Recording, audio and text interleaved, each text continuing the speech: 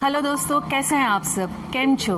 आप सभी का स्वागत करती हूँ मैं सनम पटेल और मेरा दूसरा नाम शुभ चांदनी और मुझे प्यार से घर में सब चिन्नू कहते हैं। अब आप सोचोगे एक साथ में ये सारे नाम आपको क्यों बता रही हूँ?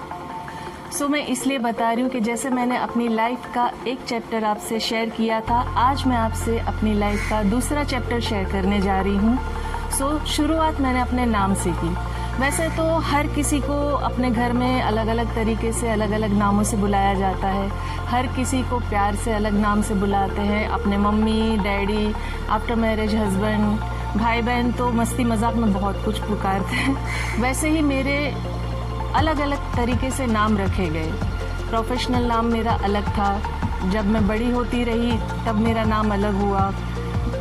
तो नाम की एक कहानी, एक गाथा मेरे साथ अलग चलती ही गई। ये कहानी की बात है इसलिए मैं आपसे कर रही हूँ कि मैं ऐसा मानती हूँ कि जितने भी इस दुनिया में लोग मौजूद हैं, जितने भी मनुष्य व्यक्ति, चाहे वो मेल हो फीमेल हो, बच्चा हो बच्ची हो, हर किसी के जीवन में अपनी अपनी एक कहानी ज़रूर होती है। उस कहानी के अर्थ या कह लीजिए किरदार अलग होते हैं, समय अलग होता है, घटनाएं अलग होती है, मगर सुख दुख ये जो दो चीज़ें हैं वो हर किसी के जीवन में अलग अलग प्रकार से आती ही है दोस्तों। तो वैसे ही मेरे जीवन की ऐसी मेजर दो घटनाएं हैं जो मैं आज आपसे बताने जा रही हूँ। सबसे पहले मैं आपसे शेयर करूँगी मेरे बचपन की बात। जब मैं छोटी थी, यहाँ पर हम गुजरात में पढ़ाई किया करते थे। मेरी स्कूल रायखड़ में थी, गर्ल्स हाई स्कूल नाम था स्कूल का। मुझे पढ़ाई का बहुत शौक़ था। मैं आपको बता दूं दोस्तों, मुझे पढ़ना बहुत पसंद था और मैं पढ़ाई में अच्छी भी थी। कुछ विषय जैसे सब्जेक्ट जिसे कहा जाता है उसमें मैं, जैसे इतिहास मेरे फेवरेट सब्जेक्ट हुआ करता था, गणित मैथमेटिक्स मुझे बहुत पसंद था। और मेरे टाइम पे मतलब ये जैसे आजकल का ज़माना, इंटरनेट वाला ज़माना तो था ही नहीं। जो मेरी उम्र के लोग होंगे शायद ये बात समझेंगे।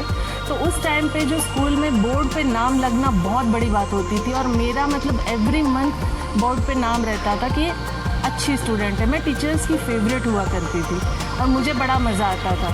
और सबको आता है जब अप्रिशिएशन मिलता है, लोग आपको पसंद करते हैं, लोग आपकी तारीफ़ करते, किसे बुरा लगता है भाई, सबको अच्छा लगता है। तो मुझे भी लगता था, मैं भी खुश हो जाती थी।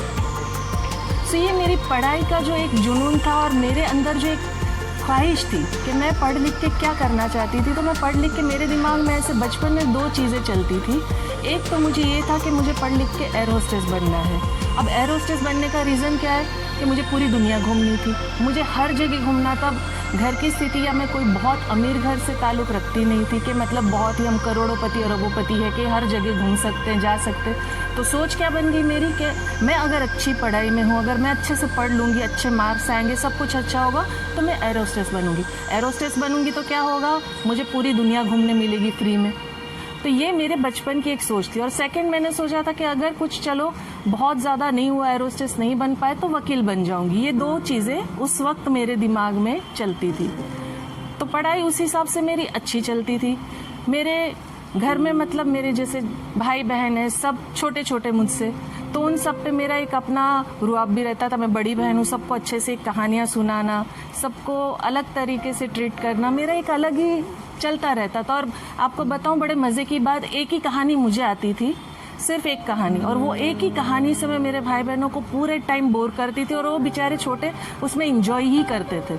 उन लोगों को मज़ा आता था, अरे वाह क्या कहानी है। कहानी एक की एक ही होती थी, घूम फिर के एक ही जगह पहुंचती थी लेकिन एक ही कहानी को वो लोग 50 बार उतने ही एक्साइटमेंट के साथ सुनते थे और उतने ही एक्साइटमेंट के साथ मैं बताती। क्यों? क्योंकि ये हमारा उस वक्त का बचपन, उस वक्त का दौर था जिसमें बहुत सारी चीज़ों के लिए कहते हैं ना, एक तजुर्बा भी बोल लीजिए, ख्वाहिशें भी बोल लीजिए या नज़रिया बोल लीजिए, इतना कोई वास्ट बड़ा नहीं था कि नहीं ये भी चाहिए वो भी चाहिए। जैसे अभी अगर हम आज के बच्चों की बात करें तो मोबाइल में एक गेम से संतुष्टि नहीं होती, एक गेम में हार गए तो एक तो हार बर्दाश्त नहीं होती आज के बच्चों को। उस टाइम पे, हमारे टाइम पे मतलब इतनी सारी गेम्स थी जो मैं अगर आज देखना भी चाहूँ, ढूंढना भी चाहूँ, मैं देखती हूँ हमारे सोसाइटी में बोल लीजिए या हम कहीं जाते हैं घूमने फिरने बाहर, कहीं भी मैंने ये सारी गेम्स देखी नहीं है जो हम लोग बचपन में खेलते थे। जैसे गुजरात में नगोरचू बोलते, पंजाबी में पिट्ठू बोलते। 9 पत्थर लगा के हम लोग खेलते थे और उसको निशाना मारते थे। 2 टीम हुआ करती थी, तो वो एक गेम होती थी जिसमें उसमें भी मैं मास्टर थी। मज़ा आता था मुझे खेलने में। मेरे लिए सब लोग, जब हम लोग वो नंबर डालते थे कि कौन मतलब किसकी टीम में मैं जाऊंगी, वो टीम खुश हो जाती थी, क्योंकि मैं पत्थर लगाने में स्पीड था। बहुत दुबली पतली थी, तो फास्ट भागती थी और फास्ट सारे पत्थर लगा देती थी। फिर हमारी दूसरी गेम हुआ करती थी खो खो, जो शायद कभी कभी कुछ कुछ स्कूल्स में होती है। जैसे मेरे बेटे की स्कूल में 2 गेम्स तो मैंने एटलीस्ट देखी है। एक खो खो वाली गेम देखी है और एक वो नींबू जो चम्मच में लेके भागते हैं, रेस करते, ये 2 गेम देखी है। बाकी सारी जो ऐसे गेम हम खेलते थे, एक स्प्रिंग में पता है ऐसे तितली जैसी आती थी, उसे ऐसे स्प्रिंग को उछालो ना, वो तितली ऐसे उड़ के जाती थी, उसको कैच करना है। अब आज के बच्चों को आप बोलो तो ये होगा भी नहीं और बोर होंगे, ये कोई गेम होती है क्या, बकवास खेल है, ये होता है। फिर एक टायर होता था, मेरे दादा की साइकिल की दुकान हुआ करती थी, तो टायर को लेके हम लोग, जो खराब टायर हो जाए ना उसको लेके घुमाना, भाग भाग करना पूरी सोसाइटी में। मेरे दादा के घर पे मेहंदी का झाड़ हुआ करता था और एक नागौर का। वो झाड़ पे चढ़ना, उस पत्तों को तोड़ना, झाड़ पे से फिर छत पे चढ़ना, मतलब सारी मस्ती, सारा एंजॉयमेंट जिसे कहते हैं ना, उस वक्त के बच्चों ने किया है। वो मुझे नहीं लगता कि आज किसी भी बच्चों को शायद इसका नॉलेज भी है या ये करना पसंद भी आएगा। ये गवारों वाली गेम समझेंगे वो लोग। पेड़ पे चढ़ने में तो मतलब मास्टरी होती थी हर किसी की। मतलब ये नहीं कि मेरी बात कर रही हूँ मैं, बहुत सारे बच्चे, हर कोई अपनी अपनी जगह पे मज़े से खेलता था। जैसे अभी लूडो बड़ा फेमस है आजकल, लोग मोबाइल में खेलना पसंद करते। मेरे टाइम पे हम लोग क्या करते थे, जितने भी अगर 4 लोग इकट्ठे हो गए कि हम 4 लोग खेलने वाले, तो सबसे पहले तो हम लोग कोयले से वो जगह पर बनाते थे, कोयले से बना के उसको खेलते थे। और सब अपने अपने हिसाब से, जैसे किसी की टूटी हुई बैंगल से एक शेप के पत्थर, एक कलर के पत्थर हो गए, ऐसा कुछ भी उठा के अपने अपने हिस्से का 4 चीज़ जमा कर लेने की, और फिर कोड़ियाँ बोलते थे, उस कोड़ियों के साथ हम लोग खेलते थे। अब आप लोग सोच रहे होंगे कि मैं सारी ये खेल कूद की बातें बता रही हूँ, बचपन की बातें बता रही हूँ, तो क्यों बता रही हूँ? उसका खास कारण, खास रीज़न है दोस्तों, क्योंकि ये सारी चीज़ें, ये सारी खुशियाँ, स्कूल लाइफ, मेरी खेल कूद की ज़िंदगी, मेरे दोस्तों के साथ के एक मज़े वाली ज़िंदगी जो थी, सडनली एक जगह आके ऐसे ड्रॉप हुई, ऐसे रुकी, जैसे कहते हैं ना किसी के जीवन में बहुत भयंकर भूचाल आ जाता है और भूचाल का आवाज़ भी नहीं आता है, वो खतरे का एहसास भी नहीं होता है, और वो क्यों हुआ है वो पता भी नहीं होता है। एज इट इज़ मेरे साथ और मेरे टाइम के वो हर बच्चे ने ये चीज़ महसूस की होगी कि ये क्यों हुआ, और उसको क्यों का जवाब है ना मुझे आज तक नहीं पता है दोस्तों। और वो बात जो है उस चीज़ से मुझे भयंकर चिढ़ चढ़ती है, और आज की तारीख में भी मैं उस बात से बहुत, कहते हैं ना, अंदर से टूटती भी हूँ, नफरत भी है और गुस्सा भी भर जाता है मेरे अंदर। ये जो लोग जमा हो के अपने दिमाग में एक फितूर भर के, गंदगी भर के जो काम करते हैं, जो एक कहते हैं ना धर्म को लेके, जात पात को लेके, ऊंच नीच को लेके, संप्रदाय को लेके, मतलब किस चीज़ को लेके आप बेसिक बना के लड़ते हो, और आप लड़ते तो लड़ते हो, उन लोगों को जाके आप ख़त्म करते हो, उन लोगों का नाश करते हो कि जिसके पीछे एक इंसान के साथ उसका पूरा परिवार, उसकी सारे परिवार की खुशियाँ, उनके सारे करियर बर्बाद हो जाते हैं। जी हाँ दोस्तों, मैं 85 की बात कर रही हूँ। जिस वक्त मैं स्कूल में थी, मैं छोटी हुआ करती थी, सडनली वो साल में ऐसा भूचाल आया, गुजरात में ऐसी तकलीफ आई अहमदाबाद में कि हमारी स्कूल साल भर के लिए बंद हो गई। पूरे अहमदाबाद में कर्फ्यू लग गया था दोस्तों। सारी जगह पर फोर्स, मिलिट्री फोर्स खड़ी थी। हमारे गेट के बाहर जाओ, पूरे एकदम सारे गन वन के साथ, बंदूक के साथ, फुल ड्रेस के साथ पूरी आर्मी खड़ी है। आप घर के बाहर कदम नहीं रख सकते हो, आप बाहर नहीं जा सकते हो। आप दरवाज़ा खोल के अगर जाना भी है तो आपकी टाइमिंग हुआ करते थे कि इस हाफ एन आवर के अंदर आपको घर का जो भी सामान चाहिए वो आपको लेकर आना है। मतलब ये पूरी ज़िंदगी जो थी, उस दौर की ज़िंदगी को मैं आज भी ये याद करती हूँ। मेरी समझ में नहीं आता ये हुआ क्यों, किस कारण, मतलब स्कूल बंद हो गई, किस कारण ये सारी चीज़ें हुई। करने वाला कोई और, किसी और का फायदा नुकसान वो लोग जाने, और क्या मतलब ये मेंटेलिटी के साथ लोग चलते। और ये 85 की बात मैं मेरी बात नहीं कर रही हूँ, उससे पहले भी ऐसे बहुत सारे हादसे हुए, उसके बाद भी लगातार हादसे हुए। और आज की तारीख में भी, जैसे मैंने अभी पास्ट में ही कुछ वीडियो बनाया था मणिपुर को लेके, कि वहाँ पर भी जो दुर्व्यवहार, जो गंदगी, जो बदतमीजियाँ हुई है, उसमें जितने लोगों का नुकसान हुआ है, जितने लोग तकलीफ से गुजरे, जितने परिवार बर्बाद हुए, इसके जिम्मेदार कौन है? उस वक्त मैं अपनी कहानी जानती हूँ, मैं अपने परिवार की तकलीफ जानती हूँ, मैं मेरी तकलीफ, मेरे सपने, मेरे एम को टूटते हुए जानती हूँ। इसके अलावा जितने लोगों के साथ वो गुजरा होगा, जितने लोगों ने उस तकलीफ को झेला होगा, तो वो किस दौर से गुजरते हैं, क्या ये जो गंदगी फैलाते हैं, जो ये चीज़ों को करते हैं, उस चीज़ का उनको रत्ती भर भी फर्क पड़ता है, या रत्ती भर भी एहसास होता है कि उनकी ये सारी फालतू फिजूल की चीज़ों की वजह से कितने घर, कितनी जिंदगियां बर्बाद और तबाह हो जाती है। दोस्तों, उस दौर को मैं याद करती हूँ, आज भी मेरी रूह कांप जाती है। मेरा स्कूल वॉकिंग डिस्टेंस पे था दोस्तों। मेरे घर से, मैं रायगढ़ में पढ़ती थी और गायकवाड़ हवेली में हमारा घर हुआ करता था। हमारे 5-6 लड़कियों का ग्रुप हुआ करता था। जब हम स्कूल से आते थे, हम चल कर आते थे। ऐसा नहीं है कि मेरे बहुत खास दोस्त थे या दिन रात हमारा उठना बैठना था। स्कूल फ्रेंड्स जिसे कहा जाता है, जिनके साथ आना जाना, जान पहचान, नाम की जानकारी, एक दूसरे की जानकारी, कौन कहाँ रहता है। तो ये दोस्ती एक अलग प्रकार की स्कूल लाइफ की दोस्ती होती है और सबके जीवन में होती है उस उम्र में, और आपकी भी होगी। हर कोई इस बात से एग्री करेगा। जैसे मैंने शुरुआत में कहा कि हर किसी के जीवन में अपनी जगह एक एक कहानी है। मेरी कहानी मैं आपसे बता रही हूँ, आपकी अपनी कहानी होगी, आपके दोस्त की कहानी होगी, आपके भाई की कहानी होगी, आपके बहन की कहानी होगी, आपके पति की, पत्नी की। तो सबके जीवन में अपनी अपनी एक कहानी ज़रूर होती है। उसी तरह मैं जो आपसे आज बता रही हूँ कि उस दौर से जब हम गुजरे, वो जो मेरे साथ जो वॉक करके अपने अपने घर हम लोग जाते थे, ये जो खराब वाली जो घटना हुई उस वक्त, जो कर्फ्यू वाली घटना हुई, जिस कारण से उन लोगों ने दंगे फसाद किए, जिस तकलीफ से उस वक्त हम लोग गुजर रहे थे, तो जब हमें न्यूज़ मिलता था कि शाम के वक्त कि किसके घर में क्या हुआ, किसके घर में क्या हादसा हुआ, किसके घर में कौन गुजर गया, दोस्तों मुझे आज भी याद है मेरे साथ पढ़ने वाली एक लड़की के साथ इतनी गंदगी और इतनी बदतमीजी के साथ उसके साथ सुलूक किया गया और उसे मार डाला गया, जिसमें उसकी कोई गलती भी नहीं थी। और ऐसा नहीं है कि बहुत मेरे खास अजीज कुछ ऐसा है, लेकिन एक इंसान की बात है, एक दोस्त की बात है और एक बच्चे की बात है। हम लोग छोटे बच्चे थे, हमें नहीं पता था ये क्यों दंगे हो रहे, हम नहीं जानते थे कि क्यों फौज खड़ी है, हमें नहीं पता हमारी स्कूल क्यों बंद हो गई है, हमें नहीं पता हम क्यों खेलने नहीं जा सकते, हम नहीं जानते हमारे माता पिता क्यों घर में, हमें नहीं पता कि मेरे डैडी का ऑफिस क्यों बंद हो गया है। मेरे मम्मी के शोज चला करते थे, उनका बहुत फेमस एक शो हो गया था, छाया गीत करके उनका ग्रुप था। 50 शो से ज़्यादा मेरी मम्मी ने किया था और उस ग्रुप को खड़ा करने के लिए, उसे स्टैंड लेने के लिए मेरी माँ ने बहुत स्ट्रगल किया था। अपनी पोजीशन, अपना नाम बनाने के लिए, अपने बच्चों को जैसे पंछी अपने बच्चों को कैसे पंख के अंदर रखता है, मेरी माँ इतने प्यार से हम सबको सेफ रखना चाहती थी, बहुत संभाल के बड़ा कर रही थी। और सडनली ये सारी चीज़ें ऐसी जीवन में हुई, तो ये जो हादसा होता है ना दोस्तों, समझ नहीं पाता इंसान कि क्यों हो रहा है, और ख़ास तौर पे बच्चे नहीं समझ पाते हैं। और मैं मेरे वक्त के बच्चों की बात करती हूँ, आजकल के बच्चे तो बहुत शार्प है, प्रेस कोड के अच्छा समझ लेते हैं, बहुत इनके दिमाग आगे हैं। रीज़न ये मीडिया वास्ट है, बहुत सारे न्यूज़ चैनल है, भले उसमें मिर्च मसाला लगा के गलत अफवाहें भी फैलाते हैं, सच्ची बातें तो रेयर ही पहुंचती है, ये एक अलग ही टॉपिक है।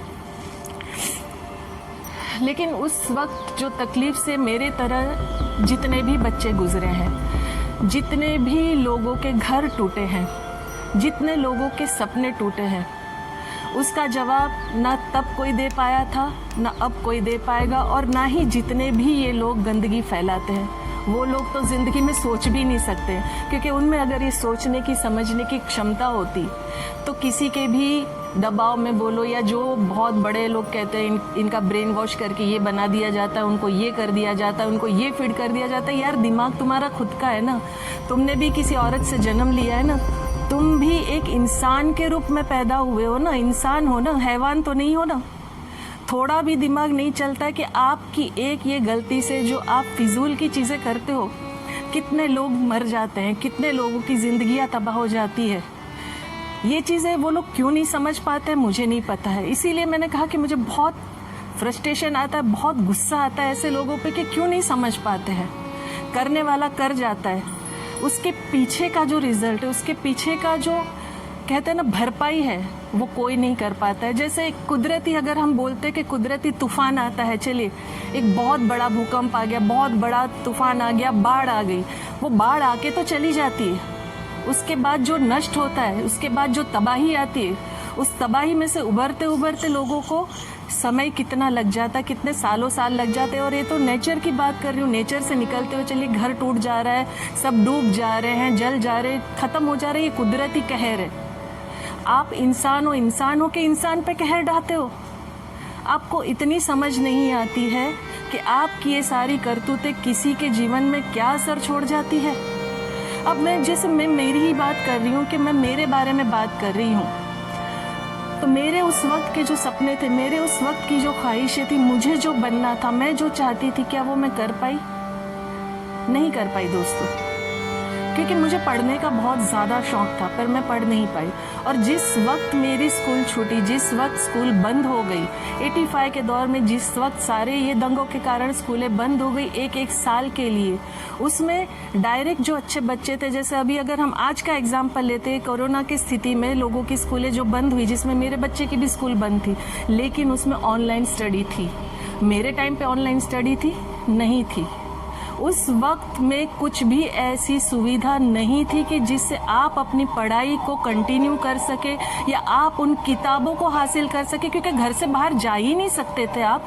तो आप अगर किताब ले भी लेते, और हम उस एज में नहीं थे कि हम बहुत बड़े भाई बहुत ज्ञान वाले हो गए हैं, हम 7वीं 8वीं 9वीं कक्षा में हैं कि हम अपने आप से सब समझ लेंगे, सीख लेंगे, ऐसा भी नहीं था। तो आज के दौर में अगर ये बंद हुई स्कूलें, तो चलो बच्चों को कहीं ना कहीं ऑनलाइन के सहारे स्टडी का सहारा मिला, उस द्वारा उनकी एग्ज़ाम हुई, वो आगे बढ़े। मेरे समय में ये सारी चीज़ें नहीं थी। उस वक्त जब मैं पढ़ाई कर रही थी, तो गुजराती मीडियम में इंग्लिश एक लिमिट, एक कहते हैं ना स्टैंडर्ड के बाद आती है, और इंग्लिश जैसे उस तरीके से मेरे जीवन में एंटर ही की और स्कूल की एंट्री ही बंद हो गई, तो मेरी इंग्लिश हो गई एकदम ज़ीरो। इंग्लिश में सीख ही नहीं पाई, इंग्लिश में पढ़ ही नहीं पाई। बस ABCD वाला सिस्टम मेरे अंदर आया, ABCD, CAT, CAT, BAT, BAT, ये सब आया। उसके बाद क्या, मुझे नहीं पता, क्योंकि स्कूल जाने का अवसर, स्कूल जाने का मौका मेरे जीवन में ये दंगों ने ख़त्म कर दिया। जो मैंने कहा कि मैं 2 हादसों की बात कर रही हूँ, तो ये पहला हादसा है मेरे जीवन का, जिसमें मुझे समझ नहीं आया कि ये हुआ क्यों, किस कारण से ये सारी चीज़ें, किस कारण से सारी बर्बादी हुई। ढेर सारे अभी देखते ही हैं, नेट के ज़माने में बहुत सारे रीज़न बताए जा रहे हैं, बहुत सारी चीज़ें उसमें लिखी जाती है, लेकिन उस वक्त के जो लोग गुजरे उनके साथ क्या इंसाफ हुआ? उस वक्त जितने घर परिवार बर्बाद हुए, उनके साथ आपने कोई कम्युनिकेशन रखा? उस वक्त के जितने बच्चों की स्टडी बर्बाद हुई, उनके लिए क्या कुछ सुविधा हुई? नहीं हुई। जैसे मैंने बताया कि मेरी मम्मी बहुत प्यार से हमको बड़ा कर रही थी, बहुत समेट के हर चीज़ों में संभाल के रखती थी। तो इस दंगों के कारण और बहुत सारी चीज़ें, बहुत सारी प्रॉब्लम फेस करने का कारण डिसीजन ये हुआ उस वक्त कि भाई हम ये शहर छोड़ देंगे, हम यहाँ से चले जाएंगे, मुंबई चले जाएंगे। अब मुंबई का कैसा था कि मेरे मम्मी जब पहले, जैसे मैंने पहले की वीडियो में बताया कि वो गोपी किशन जी जो कथक डांस मास्टर थे, उनके असिस्टेंट रह चुके और स्टेज में अच्छे परफॉर्मेंस करते थे मेरे मम्मी, तो काफ़ी पहचान थी। और जो छाया गीत उनका ग्रुप था, जो 50 शो उन्होंने गुजरात साइड में हर अलग अलग जगह पे किया, तो उसमें जितने भी कलाकारों को वो लाते थे, वो सारे मुंबई से लाते थे। तो एक अलग उनका लेवल था शो करने का, एक अलग प्रेजेंटेशन था, एक अलग उनका कहते हैं ना छाप जिसे बोलते हिंदी में, एक अपनी एक पोजीशन, अपनी एक छाप छोड़ी थी उन्होंने। मतलब उस वक्त के कितने भी बड़े ग्रुप का शो हो, अगर मेरे मम्मी के ग्रुप का बोर्ड लगा है कि ये छाया गीत शो इस दिन इस समय पे है, और उसी के बाजू में कोई भी बड़े से बड़ा ग्रुप का क्यों ना लगा हो बोर्ड, लेकिन मेरी माँ का शो छाया गीत हाउसफुल रहता था। इतना अच्छा मतलब उन्होंने अपनी पोजीशन बना ली थी, उन सारी चीज़ों को छोड़ के, सारी चीज़ों को कवर करके वापस अपने दूसरी जगह बच्चों को लेके जाना, वो उनके लिए उस समय कितना कठिन रहा होगा, ये तो वही जानते होंगे। मेरे डैडी का, जैसे मैंने बताया, ट्रांसपोर्ट का बिजनेस था, उसमें उनका भी एक पार्टनर था जिसने धोखा दिया, वो एक अलग लॉस हुआ। दुकान थी, वो एक अलग लॉस हुई। तो टोटली डिजास्टर जो था सारी जगह से एक साथ आया।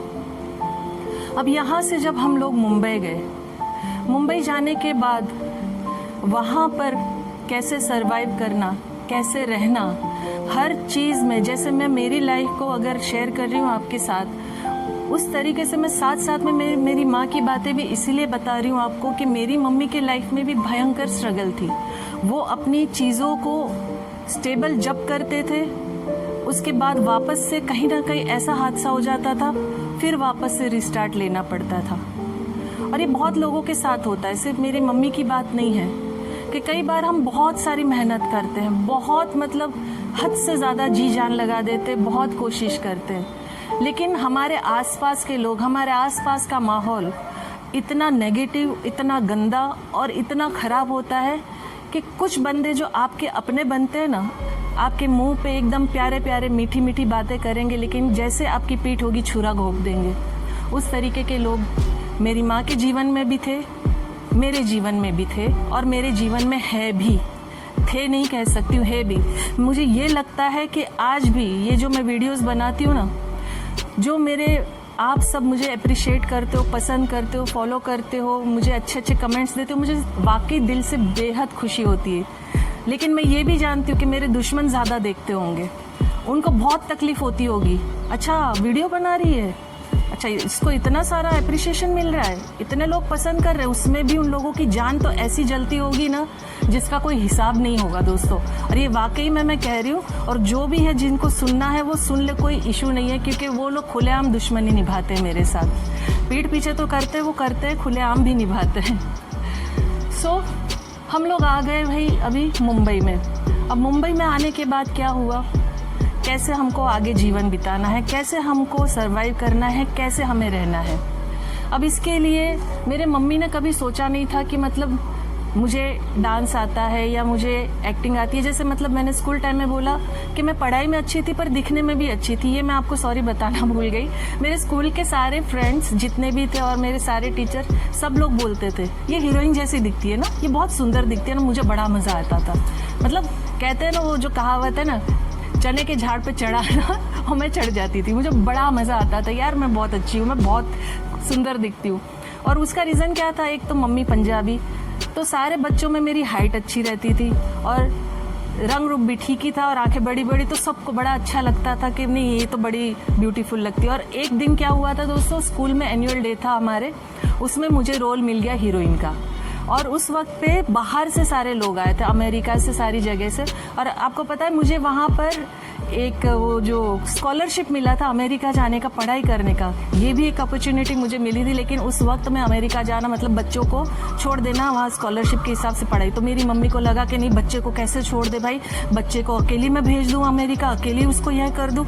अब मम्मी तो मम्मी है, मम्मी डर गए, उस टाइम पे नहीं जाने मिला। तो ये एक अपॉर्चुनिटी छूटी थी मेरे हाथ से। बचपन में मैं छोटी थी तब, इसलिए पता नहीं था। जैसे बड़े हुए पता चला, थोड़ा बहुत दुख तो सबको होता है, मुझे भी हुआ था कि काश अगर वो हुआ होता तो पढ़ाई कंप्लीट हो जाती। बट जो होता है अच्छे के लिए होता है, कभी जो भी चीज़ें होती है वो बुरे के लिए नहीं होती। बुराई की बात नहीं कर रही हूँ मैं, कुछ अगर काम आपके जीवन में नहीं होता है उसकी बात कर रही हूँ। ये जो हादसे हैं वो बुरे हैं और 100% बुरे हैं, उसमें कोई अच्छाई नहीं है, उसमें सिर्फ बुराई ही बुराई है। क्योंकि लोगों की भी बुराई होती है, घर की भी बुराई होती है, परिवार खत्म होते हैं, जिंदगियां खत्म होती है, तबाही ही तबाही है। उसके लिए मैं कभी नहीं कहूँगी कि जो होता है अच्छे के लिए होता है। तो बात हम कर रहे थे मुंबई आने की। तो बात जैसे हम मुंबई में आ गए, उसके बाद मम्मी को मैंने बोला कि मुझे बहुत अच्छा डांस आता है। मम्मी के जब शोज चलते थे, रिहर्सल्स होती थी, तो मैं बहुत गौर से देखती थी। और हम सारे भाई बहनों में एक फनी थिंग बोल लीजिए या हमारा मतलब एक मस्ती मजाक वाला एक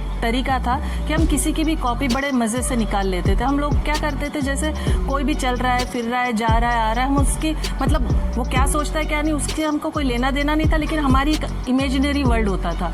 अब ये देख चल के जा रहा है ना, अब ये सोच रहा होगा, अब ये घर जाके ये सोचेगा, अरे यार मैं तो थक गया, अरे ये हो गया। वो हमारी अपनी एक कहानी चलती थी, हमारी अपनी एक फिल्म बनती थी, हमारी अपनी एक कैरेक्टर होता था। हाँ, वो आपको एक बात बता रही थी मैं कि जब मेरे को ये शो में मतलब हमारे एनुअल डे में हीरोइन का पार्ट मिला था।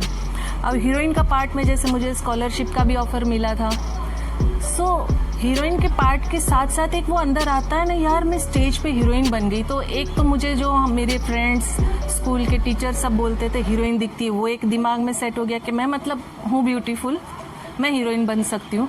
बनना नहीं था, सोच भी नहीं थी कुछ वैसी, क्योंकि मेरी सोच तो एरोस्ट्रेस की थी। खैर, तो वहाँ पर मतलब वो दिमाग में एक था कि यार मुझे सब पसंद करते हैं, और मुझे मतलब बचपन से मेरे साथ हर बच्चा, ये एक क्वालिटी मैं आपको बता रही हूँ कि हर जो स्टार होता है उनको बच्चे बहुत पसंद करते हैं। तो मेरे साथ बचपन से सारे, मेरी उम्र से छोटे छोटे बच्चे मेरे साथ खेलना बहुत पसंद करते थे। और मुझे आज की तारीख में भी कोई गेम्स खेलना बोले ना, मेरे भाई बहन भी बोलते हैं इसको तो जब देखो तब बस चलो खेले, चलो गेम खेले। ये मेरी आदत आज की तारीख में भी है। तो मुझे गेम्स खेलना बहुत पसंद है। तो उस वक्त मतलब मुझे हीरोइन ये टैग मिल गया, अच्छा लगा, बहुत खुश होती थी। स्कॉलरशिप मिला, नहीं कर पाए, वो एक अलग बात हो गई। मुंबई शिफ्ट हो गए। अब मुंबई शिफ्ट होने के बाद क्या हुआ, मम्मी को मैंने बोला कि मुझे डांस आता है। अब मम्मी को लगा कि कैसे, मैंने तो सिखाया नहीं। और मम्मी बिल्कुल नहीं चाहते थे। मम्मी का एक अपना मतलब था कि बहुत, कहते हैं ना, सेफ रखना कोई चीज़ में, मतलब बस अच्छे से बड़े हो जाए, अच्छे से इनका घर बार बस जाए, बस उनकी एक ये सोच थी उस वक्त। फिर क्या हुआ, मम्मी को मैंने बोला कि मुझे डांस आता है। फिर मम्मी दादी सबको बिठा के मैंने एक अच्छा सा डांस परफॉर्मेंस उनको करके दिखा दिया। मम्मी ने बोला कि हाँ आता तो अच्छा है, चलो फिर करते हैं, फिर काम यही करते। और उस वक्त ऐसा कुछ सोर्स नहीं था इनकम का कि क्या किया जाए। अब मम्मी के, जैसे मैंने बताया, शोज़ चलते थे छाया गीत के, तो उसके लिए मम्मी मुंबई में आते थे कलाकार के लिए। शुरुआत में मैं आपको बता चुकी हूँ। तो वो जो कलाकार थे उनसे कनेक्ट हुए मम्मी, और उन लोगों के द्वारा हम लोगों की पहचान हुई अनु मलिक जी से। अब अनु मलिक जी के शोज़ चलते थे उस वक्त में, सारे स्टार्स को लेके वो शो करते थे। फिर मुलाकात हुई, बातचीत हुई, तो मुझे वहाँ पर मौका मिला काम करने का। तो एक अर्निंग का मौका शुरू हुआ। और मेरे भाई बहनों की एक स्कूल जो सांता क्रूज में है, पोदार हाई स्कूल, वहाँ पर उन लोगों का एडमिशन हो गया। अब मेरा यहाँ से जर्नी जो शुरू हुई काम की, अब काम की जो जर्नी मेरी शुरू हुई स्टेज शो के द्वारा हुई। और स्टेज शो में भी दोस्तों कोई स्पेशल परफॉर्मेंस के लिए अलग डांस का मुझे नहीं मिला था। जैसे 5-6 लड़कियां पीछे ग्रुप में डांस करते, वैसे ही उन 5-6 लड़कियों में से मैं एक हुआ करती थी। अब यहाँ पर जब शुरुआत मेरे डांस की हुई, सीखती गई कि पब्लिक कैसे है, फेस कैसे करते। और उससे पहले जब मतलब मैं मम्मी के शोज़ चलते थे देखती थी, और मुझे हमेशा ये लगता था कि नहीं, मैं ये कर सकती हूँ, ये जो स्टेप कर रही है मुझे आता है। तो एक अंदर वो एक, जैसे मैंने बताया, हम सारे भाई बहनों में एक है कि हम लोगों को कॉपी करना बहुत आसान था, मस्ती मजाक में, लेकिन ये एक हुनर हमारे अंदर आ गया। और मम्मी हमेशा बोलते थे कि मोर के अंडे को ड्रॉ करने की, चितरने की, मतलब चित्रकारी करने की उसको ज़रूरत नहीं होती है। तो ये शायद अपने आप ऑटोमेटिक खून में आ जाता है कि कलाकार है तो कलाकारी आ ही जाती है। तो मेरी मम्मी कलाकार थी, तो हम सबके अंदर कहीं ना कहीं अलग अलग प्रकार से वो हुनर आ ही गया। अब बात करते हैं, जैसे मैं शोज़ कर रही थी, तो मेरा उस टाइम में फेवरेट हीरो हुआ करता था गोविंदा। अब रीज़न क्या है, अरे क्या डांस करता है, कितना अच्छा दिखता है, मतलब बहुत अलग प्रकार से मुझे लगता था ऐसा डांस कोई कर ही नहीं सकता है। तो मैं, पता है, मेरे डैडी को बोलती थी, अरे डैडी गोविंदा जैसा डांस करो ना, हमारा तो शो चलता ही है ना, अब गोविंदा जैसा डांस करो, गोविंदा जो करता है वो करो, गोविंदा जैसा करो। अब क्या हुआ, अनु मलिक नाइट में गोविंदा, अब मेरी लाइफ में मैं जिस कैरेक्टर को पसंद करती हूँ कि ये बेस्ट है, ये बेस्ट डांस करता है, ये बेस्ट हीरो है, अब उसको सामने मैंने देख लिया। वो एंटर किया मेकअप रूम में, मैं मेकअप रूम में खड़ी हूँ। अब जैसे गोविंदा की एंट्री हुई, मैं फ्रीज हो गई दोस्तों, टोटल फ्रीज। मतलब मुझे पता ही नहीं चल रहा है कि सामने कोई आ रहा है, जा रहा है, क्या हो रहा है। एकदम वो कहते हैं ना, पत्थर का जो मूर्त होती है ना, वैसे मैं बन गई। अब मुझे मेरी मम्मी और सब मेरे आसपास वालों ने बाद में बताया कि गोविंदा ने भी देखा, वो भी अलग मतलब तरीके से सोच रहा होगा कि भाई ये लड़की क्यों फ्रीज होके बुत बन के खड़ी है। उसका सोचना मैं नहीं जानती और मुझे नहीं पता है, मैं मेरी सोच बता सकती हूँ, और जो आजू बाजू से मैंने सुना मैं वही बता सकती हूँ। सो वो स्टार था, चला गया। फिर उसके बाद जब मैं मतलब नॉर्मल हुई, मुझे लगा यार मैंने गोविंदा को देख लिया, मैं गोविंदा के साथ परफॉर्म कर रही हूँ। भले वो हीरो है भाई, फ्रंट में डांस करेंगे, हम पीछे डांस करेंगे, लेकिन मतलब एक होता है ना एक्साइटमेंट, मैं गोविंदा से मिल ली, मैंने गोविंदा को देख लिया, मतलब वो लेवल ही मेरे खुशी का डिफरेंट ही था। अब इस दौरान दूसरा क्या हुआ, जैसे हम मेकअप रूम में बैठे थे, मैं मम्मी के साथ बात कर रही थी यही सारे मैटर पे, अनु मलिक जी की वाइफ आए। उनकी वाइफ ने आके मुझे देखा, मैं तैयार हुई थी, मुझे आज भी याद है, मेरा लाल ड्रेस था, वाइट फ्रॉक और लाल उसमें फ्लावर्स बने हुए थे। आके मतलब देख के बोलते हैं, अनु मलिक साहब से बोल रहे कि ये लड़की का फेस बहुत क्यूट है ना, इसे हीरोइन होना चाहिए, यहाँ क्यों है, मतलब ये ग्रुप में क्यों डांस कर रही है। बस भाई ये तो मतलब मेरे लिए वो कहते हैं ना कमाल का एक तीर लग गया मेरे ऊपर कि मतलब अच्छा इनको भी मैं हीरोइन लग रही हूँ। मम्मी को भी समझ में आई बात कि नहीं मतलब बेटी कुछ बन तो सकती है। अब ये बात हो गई, अभी गोविंदा से मिल लिए, स्टेज पे हमको एप्रिसिएशन मिल गया। अब कमाल की बात और इस पे सोने पे सुहागा क्या हुआ, शो में जो डांस चल रहा था हम लोग सब पीछे डांस कर रहे हैं, गाना था आपके आ जाने से। तो नीलम फिर जॉनी लीवर और फिर एक और दो कलाकार थे, अभी नाम मुझे याद नहीं आ रहा है, लेकिन वो डांस चल रहा है। और नीलम को ऊपर वो डांस के टाइम पे वो ऑडियंस में बैठी थी और गोविंदा ने कुछ इशारे से ऊपर बुलाया। उसके आने में टाइम लगा तो गोविंदा ने क्या किया, पीछे में जो डांस कर रही थी ना दोस्तों, मुझे उसने गोद में उठा के डांस किया। अब मैं हो गई बावली पागल, मैंने कहा ये क्या हो रहा है और मेरी समझ में नहीं आ रहा है। मैं जिसे पसंद कर रही हूँ ये एक स्टार है, मैं इससे बात नहीं कर सकी इसको देख के, अब ये मुझे गोद में उठा के डांस कर रहे हैं। अब जब वो गोद से उतार दिया और बाद में नीलम आ गई और फिर डांस वो कर रहे हैं, अब मैं मेरे स्टेप पीछे टोटल भूल गई और मेरे बाजू वाली लड़की मुझे ऐसे ऐसे कर रही है साथ में करने के लिए और मेरी समझ में आ नहीं रहा है कि हो क्या रहा है मेरे साथ। मैं मतलब एक तो मैं उठ के आई हूँ गुजरात से, मुझे समझ में बॉम्बे की लाइफ पहले तो आ नहीं रही थी। अब मेरे सपने अलग थे, मेरे सपने टूट के मैं उसमें से उभर ही रही हूँ। मुझे जो करना है नहीं करना है वो मेरी सोच, अभी तक कुछ कन्फर्मेशन है ही नहीं मेरे पास और उस पर ये सारी चीज़ें हुए जा रही है। ठीक है भाई चलो। उसके बाद तो बस कहते हैं ना रास्ते ही बदल गए जीवन के। फिर मम्मी ने डिसाइड कर लिया कि नहीं हम लोग स्ट्रगल करते हैं। तो मेरे डैडी के पास यजदी हुआ करती थी, यजदी और सारी चीज़ें जो थी उस टाइम के हिसाब से स्ट्रगल में जो हम जाते आते थे। और उस वक्त सारे जितने भी ऑफिसेस थे, जैसे अभी तो हर चीज़ बहुत नियर बाई है और काफ़ी काम तो मोबाइल और नेट पे ही हो जाते हैं आजकल, तो बहुत लंबा ट्रैवल करना पड़ता था दोस्तों। मतलब टाउन तक जाना होता था अप डाउन करने के लिए, सारे ऑफिसेज उस साइड हुआ करती थी। मतलब हम लोग रहते थे जोगेश्वरी में और टाउन जाना आना, और उससे पहले हम लोग रहते थे यहाँ पर डीएन नगर साइड में।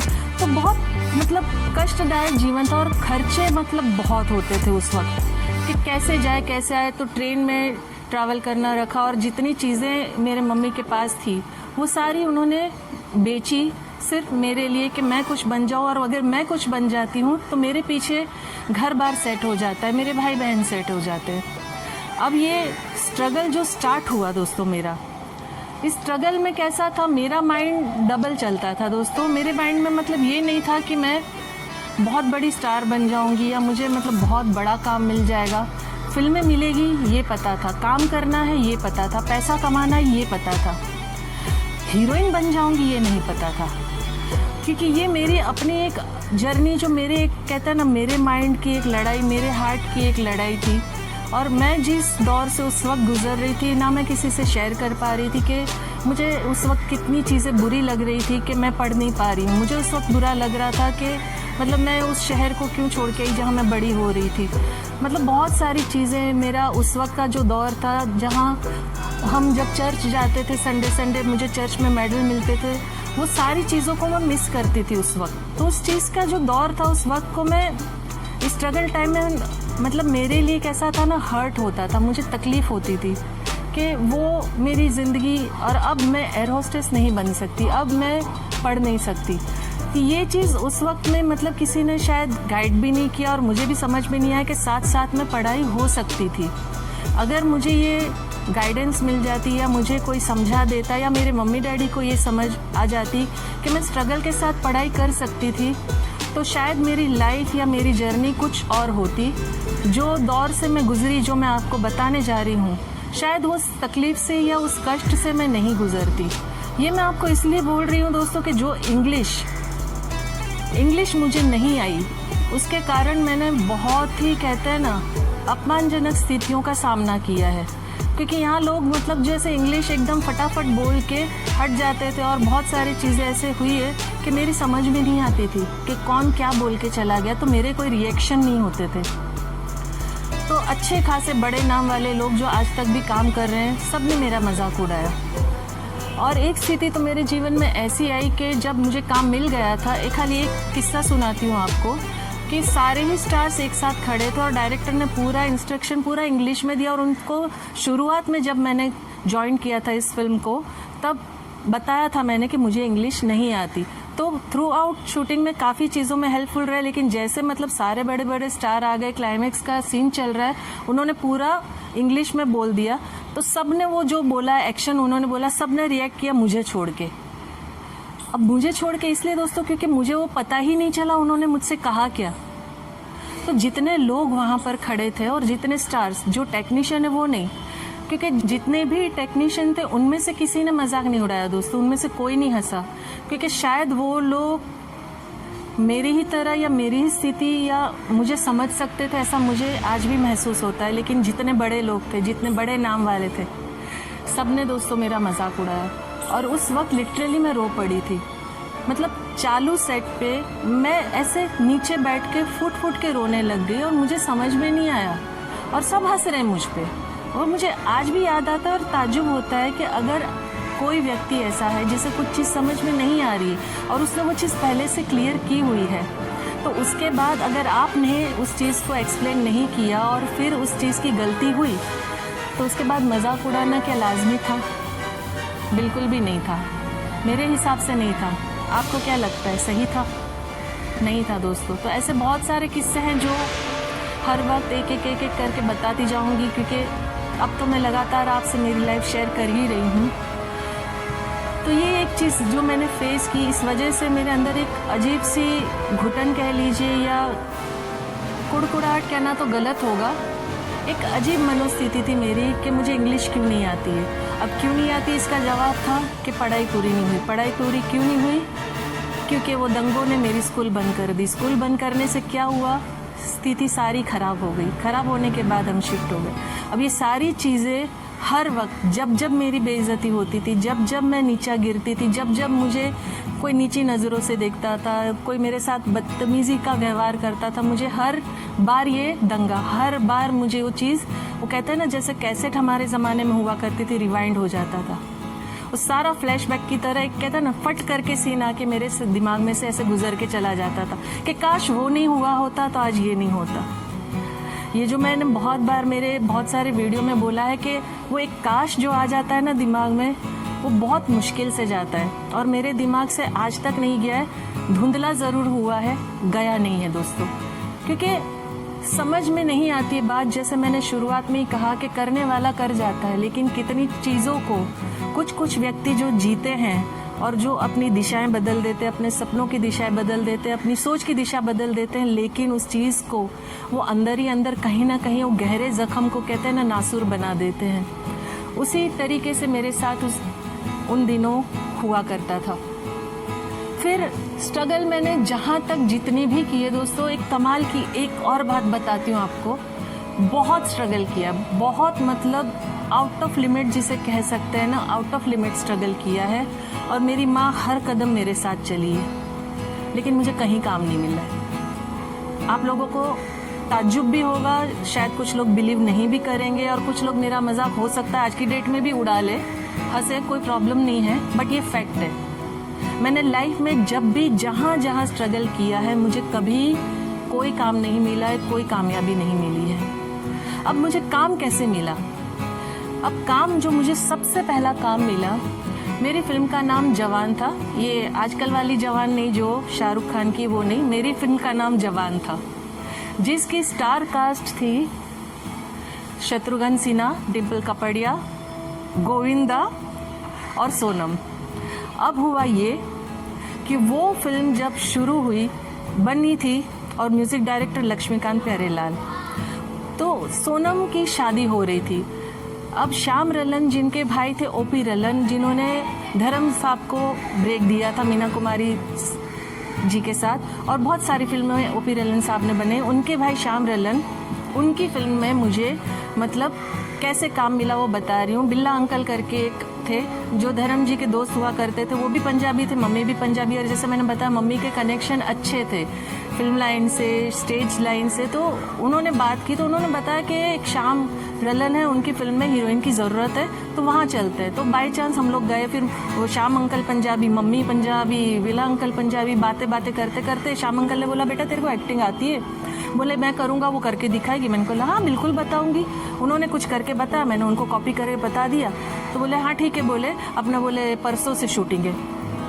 परसों से शूटिंग है? किसके साथ? गोविंदा के साथ। गोविंदा के साथ? अब आप सोचिए कि मैं जितनी स्ट्रगल कर रही थी, जितनी चीज़ों से गुजर रही थी, और इससे पहले मुझे एक फिल्म मिली थी जिसका नाम था पंजाब 1947, जो फिल्म मतलब उस वक्त जब तक मैं थी उस फिल्म में, वो फिल्म नहीं बन पाई क्योंकि काफ़ी चीज़ों के कुछ कॉम्प्लिकेशंस थे। और वो जो डायरेक्टर साहब थे, चांद साहब नाम था, जिनकी वजह से मेरी हिंदी जो आज आप सुन रहे हैं और जितनी हिंदी मैं बोल पाती हूँ, जितने क्लियर मेरे शब्द निकलते मुँह से, ये सब चांद अंकल की देन है।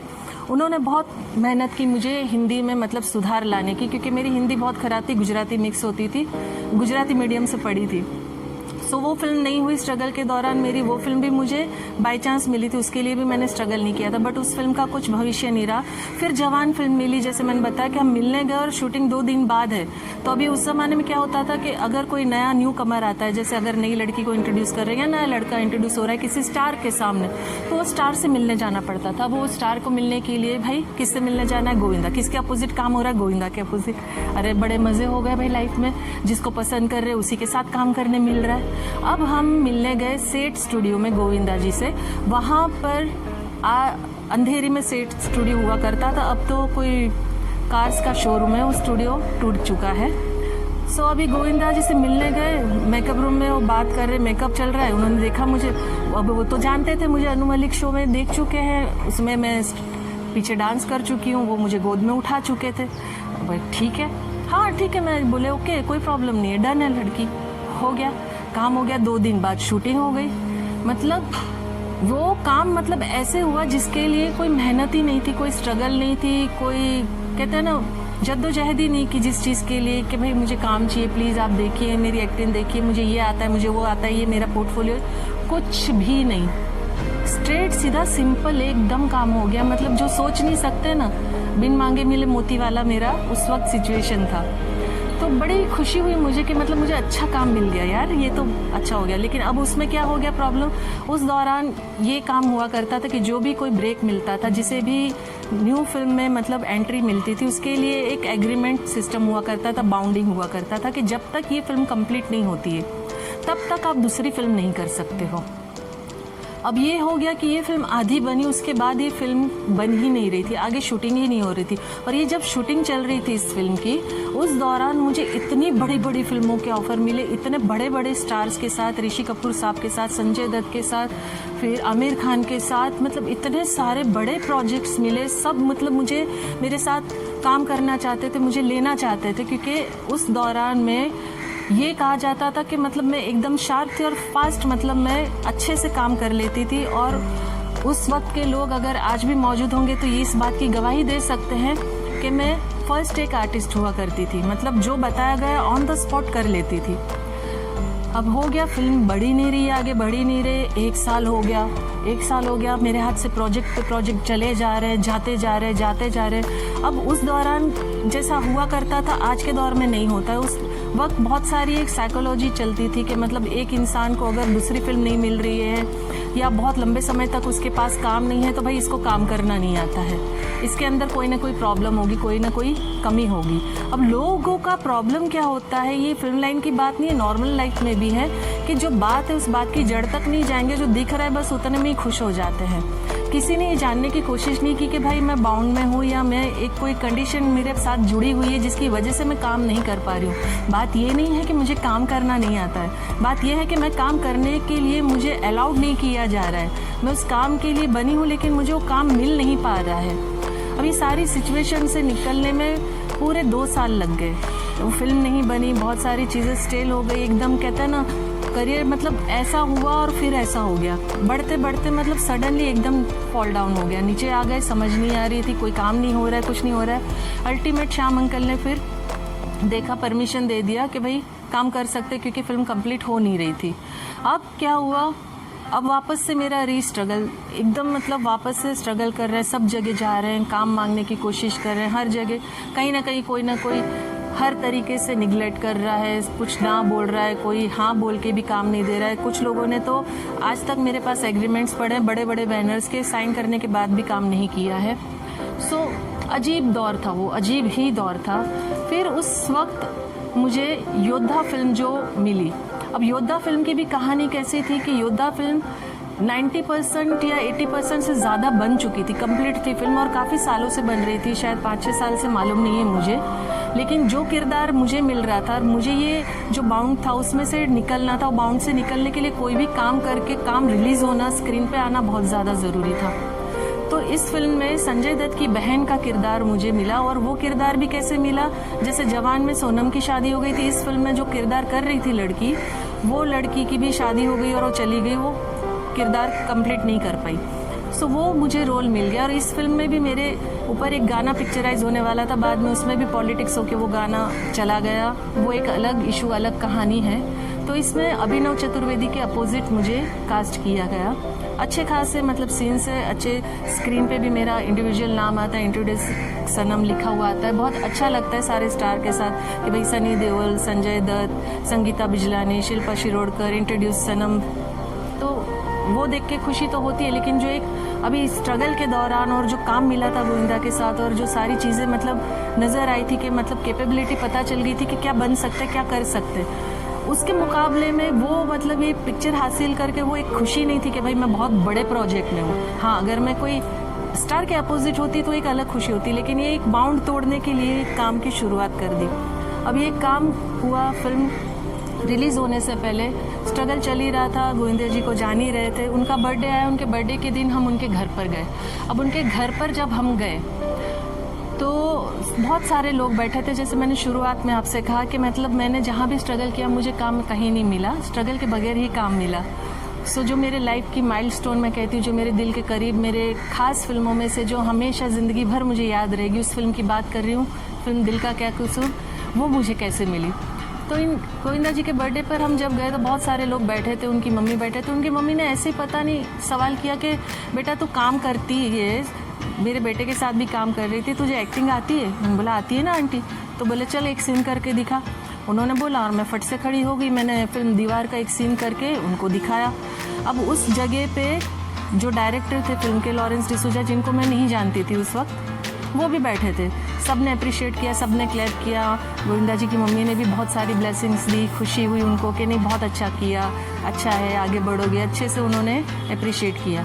अब इस बात को गुजर के 1 वीक भी नहीं हुआ होगा, जो डायरेक्टर है लॉरेंस डिसूजा, उन्होंने मेरा नंबर ढूंढा, मम्मी से बात की, सारे कनेक्शन बने। उनकी एक फिल्म बन रही थी, कुछ लव स्टोरी थी, तो उसके लिए उन्होंने कंफर्म किया। लेकिन वो फिल्म का क्या हुआ क्या नहीं भविष्य, वो प्रोड्यूसर डायरेक्टर मिले नहीं मिले, वो अलग चीज़ हो गई।